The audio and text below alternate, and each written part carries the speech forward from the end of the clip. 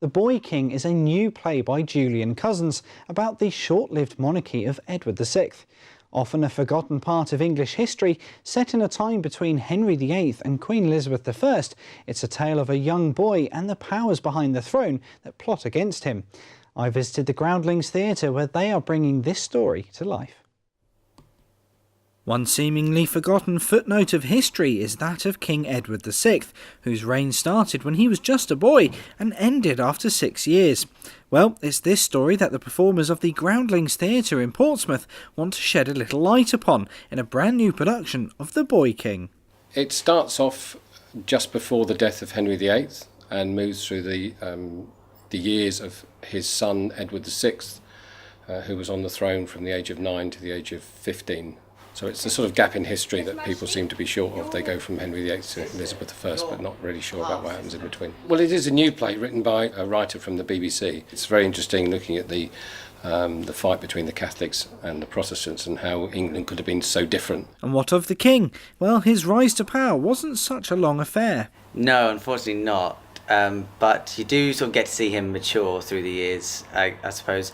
The difference between from when he is 9 years old and from when he gets to his older age, lots of things happen that sort of cause him to think more about his actions and what leads to where.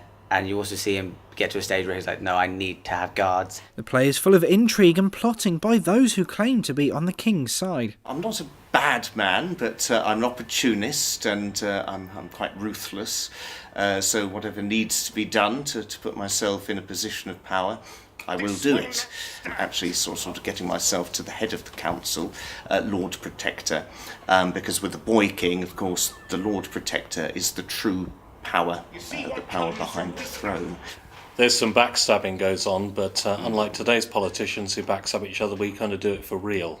Although I do survive, I'm one of the few that survives. As well as intrigue and death and murder, we've got a bit of sex in here too, so ticks all the boxes, folks. It certainly does. The period costumes may add to the reality of the play, but aren't so much fun to wear during a heatwave. Yeah, the tights I won't miss, especially with this weather. I mean, it just doesn't get much hotter than wearing tights in weather like this. And the rest of the costume is rather freeing, being in a sort of dress-like thing.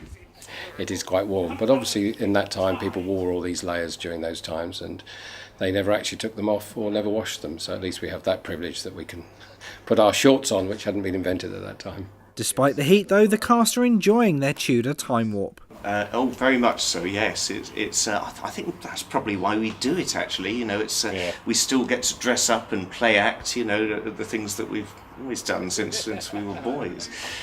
I think we agreed on that once. We said, why did we get into this? And we said, well, it's to wear big boots and carry swords, isn't it? Yes. Yeah, we're very happy. Absolutely. It's nothing about the actual acting, nitty-gritty of the character. It's about the costumes and weapons. I really like how emotional and how personal it is towards the audience, because they sort of built up this character towards just to see the strong character sort of break down in a way that's sort of very personal towards how everyone else sort of break down in real life.